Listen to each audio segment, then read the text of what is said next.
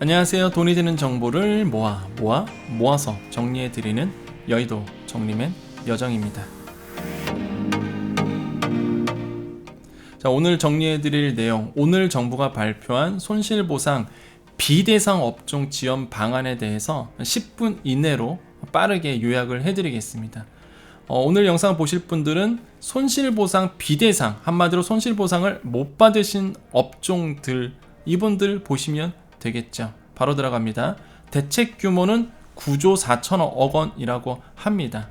주요 내용은 금융지원과 비용부담 경감 써져 있죠. 그 다음에 매출 회복 수요 보강이라고 하는데, 보시면 아시겠지만 9조 4천억 원의 대부분이 금융지원입니다. 자, 결론부터 말씀드릴게요. 혹시나 본인이 대출에 대한 니즈가 없으신 분들은 별로 피부에 와닿지 않는 정책들이다라고 말씀을 드립니다. 왜 그러느냐? 자, 금융지원이 8조 9천억 원인데 보시면 아시겠지만 융자, 대출, 융자예요. 마치 여러분께서 금융지원한다 그러면 손실보상 때처럼 지원금, 보조금이 나오나 보다라고 착각을 하실 수 있는데 전혀 그렇지 않다는 거. 그런 성격의 지원이 아니라 어떤 지원이다? 융자입니다. 저리 융자예요, 물론. 그 다음에 한도를 좀 확대하고 대상도 확대했습니다. 이런 부분은 긍정적으로 평가할 수 있겠지만 큰 틀에서 보면 나 융자 필요 없는데, 이런 분들에게는 전혀 피부에 와닿지 않는 지원책이라는 거죠. 오늘 발표가. 그렇기 때문에 말씀드리는 겁니다. 여러분의 시간을 아껴드리는 거죠. 왜 그러냐면 오늘 분명히 뉴스에 화제가 될 거고요. 또 한 가지, 많은 유튜버들이 이런 얘기를 할 겁니다. 그래서 내용도 모르고 그냥 소상공인 비대상 업종으로 막 지원한대, 신청해봐. 그런데 팩트는 뭐다? 다 융자예요. 이게 팩트입니다, 여러분. 그래서 혹시나 본인이 큰 기대를 하셨다 그러면 기대를 접으시는 게 심리적으로, 정신적으로 더 건강해진다. 그래서 제가 정리를 해드리는 이유가 이런 겁니다. 여러분의 시간을 아껴드리는 거죠. 어차피 대출할 생각 없으시면 그냥 오늘 나온 그냥 내용은요, 그냥 크게 귀담아 들 필요는 없다라고 보여집니다. 자, 두 번째 비용 경감도 있죠. 이게 뭐예요? 비용 경감은 전기료, 산재보험료 최대 20만원 경감이래요. 근데 두 달치입니다. 12월과 1월간. 근데 대상이 비대상 업종만 있는 건 아니고요. 손실보상 지원을 받으셨던 분들 80만, 그 다음에 비대상 업종 14만 합쳐서 들어가는 거예요. 그래서 비대상 업종만 지원하는 건 아닙니다. 그리고 전기료, 산재보험료, 글쎄요, 산재보험료를 소상공인들 중에서 물론 있겠지만 대부분이 과연 산재를 드시는지는 모르겠습니다. 대부분이 1인 자영업자가 많기 때문에 사실 산재를 안 드실 케이스도 굉장히 많으실 거예요. 피부에 와닿진 않죠. 전기료는 만약에 정말로 최대 20만원까지 된다 그러면 또 도움이 될 수 있겠습니다. 종합소득세 중간예납 3개월 연장이라는데 솔직히 이것도 피부에 와닿지 않죠. 직접적인 지원은 아니라고 보여집니다. 이건 어차피 내야 될 돈인데 납부만 연장해 주는 거고. 그냥 공연 분야 4천만 인력 채용도 마찬가지죠. 이거는요, 공연 분야 굉장히 힘들었죠. 자, 이런 분들에게 직접적으로 돈을 준다는 얘기가 아니라 고용하면, 인력 채용하면 그 인력에 대한 인건비 내가 대줄게, 이런 거죠. 한마디로 공공 일자리 같은 성격입니다. 한 180만 원인가? 이 정도 지원해 주겠다는 얘기인데, 전제 조건이 뭐예요? 인력 채용해야 돼요. 과연 지금 상황으로 코로나가 아직도 진행 중인 상황에서 단기 일자리일 뿐이죠. 사실 이런 부분은 피부에 와닿지 않은 저는 정책이라고 보여집니다. 매출 회복 수요 보강 보면은 아시겠지만은 지역상 상품권을 소비자한테 줘서 그 지역의 소상공인들이 매출이 늘어날 수 있도록 도와주는 거죠. 정부 입장에서는 굉장히 좋은 제도죠. 내수도 살릴 수 있고, 그죠? 지역 경제 살릴 수 있고. 근데 소상공인 입장에서는 직접적인 지원은 아니죠. 큰 틀에서 보면 참 좋은 정책이에요. 근데 소상공인 입장에서 그냥 말씀드리면 피부로 와닿지 않습니다. 왜? 현금이 아니니까. 매출로 다 잡혀버리니까 지원 정책의 커트라인이 내가 오버될 수 있어요. 나중에 우리가 여러 번 소상공인 입장에서 여러 번 이런 사례들이 있었죠. 지역산업상품권 많이 받아 보니까 내 매출만 늘어나. 나는 힘든데. 그래서 지원금을 못 받는 사례도 있었습니다. 실제적으로. 그렇기 때문에 뭐 정부 입장에서는 굉장히 좋은 정책인데 내수도 살리고 하지만 소상공인 입장에서는 간접적인 지원이고요. 이게 끝입니다. 금액도 이게 제일 커요. 대출이라는 거. 그러면 여러분 입장에서 그러면 비대상 업종이 뭐가 있느냐? 비대상 업종은 바로 이런 데입니다. 동시 이용 인원 제한 업종들.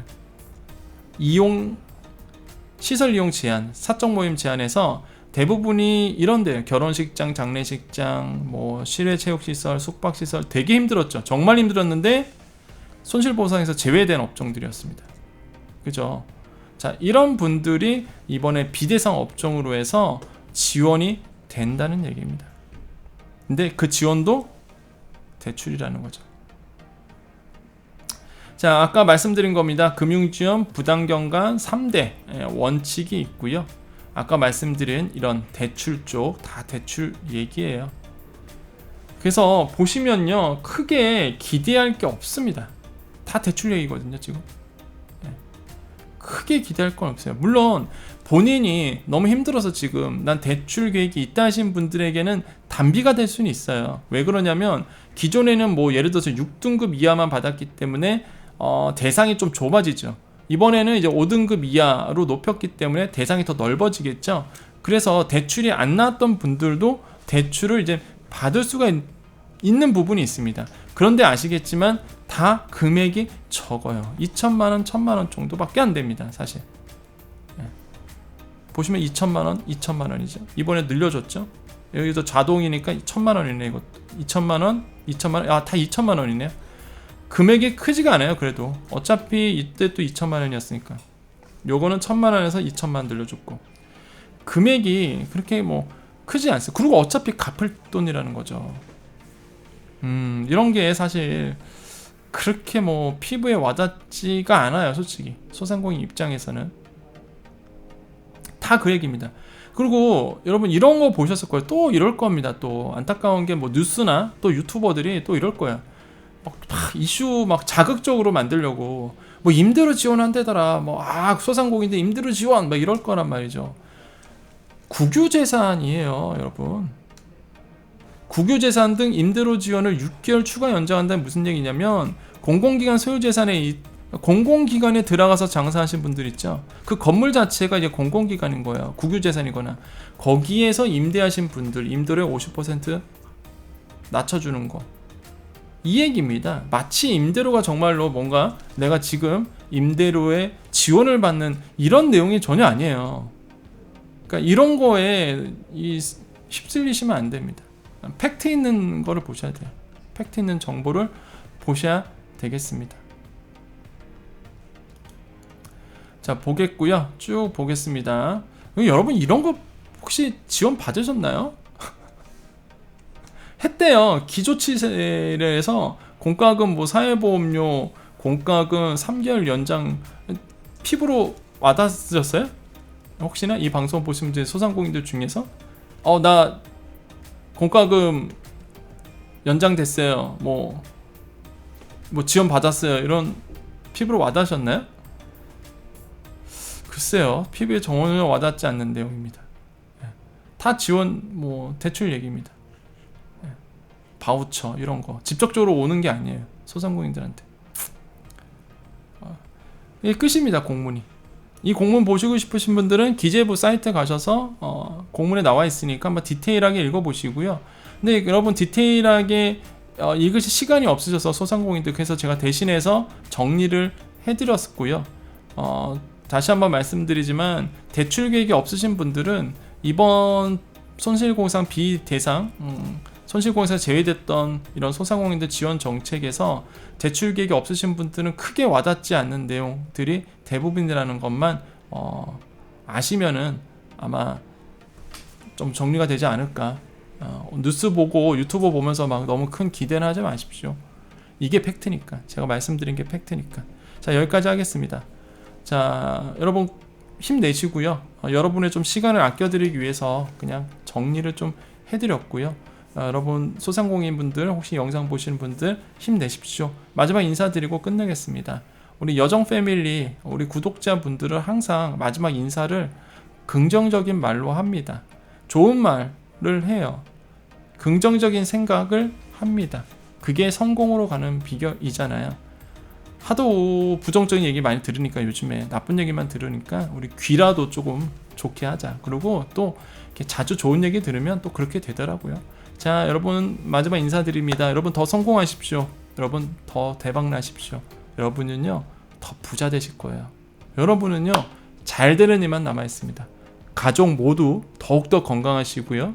여러분이 하고자 하는 일들 2021년이 가고 있습니다. 한 달하고 보름 정도 남았는데 여러분 남은 기간 동안 여러분이 소원했던 모든 일들이 다 잘 되시기를, 다 복 더욱더 많이 받으시기를 기원해 드리겠습니다. 여러분 여기까지 여의도 정리맨 여정이었습니다. 감사합니다.